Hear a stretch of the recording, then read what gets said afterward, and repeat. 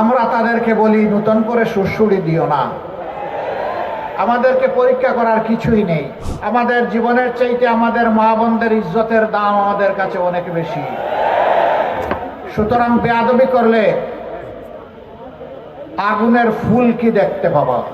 একটু আগেই আজকে সভাপতি বলে গেছেন, কোন কোন জায়গায় দিশেহারা কেউ কেউ জনগণের ভোটে প্রত্যাখ্যাত এবং পরাজিত হওয়ার ভয়ে আমাদের 11 দলের পক্ষে যে সমস্ত মা বোনেরা নির্বাচনী ক্যাম্পেইনে যাচ্ছেন তাদের সাথে অমানবিক আচরণ করছে,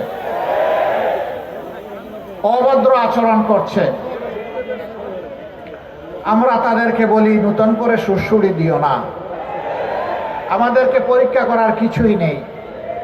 দলটি এমন, তার কর্মীরা এমন, তার শুভাকাঙ্ক্ষীরা এমন, তাদেরকে যারা ভালোবাসে তারা এমন যে হিমালয় পর্বতের সামনেও তারা মাথা নত করে না।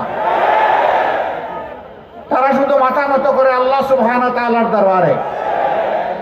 সুতরাং আমাদের ধৈর্যের পরীক্ষা নিও না। মনে রাখবা, আমাদের জীবনের চাইতে আমাদের মা বোনদের ইজ্জতের দাম আমাদের কাছে অনেক বেশি। সুতরাং বেয়াদবি করলে আগুনের ফুল কি দেখতে পাবা। কাউকে আমরা ছেড়ে কথা বলবো না। যুক্তি নিয়ে আসো, কর্মসূচি নিয়ে আসো, ভদ্রভাবে শান্তিপূর্ণভাবে নির্বাচনী মাঠে তোমার মতো করে তুমি খেলো। কিন্তু যদি ফেসিবাদী চেহারা নিয়ে কেউ আমাদের সামনে আসে, 24-এর ফেসিবাদকে এদেশের সম্মিলিত জনগণ, বিশেষ করে যুব সমাজ যেভাবে লাল কার্ড দেখিয়েছে, 12 তারিখ সেই লাল কার্ড দেখিয়ে দেওয়া হবে।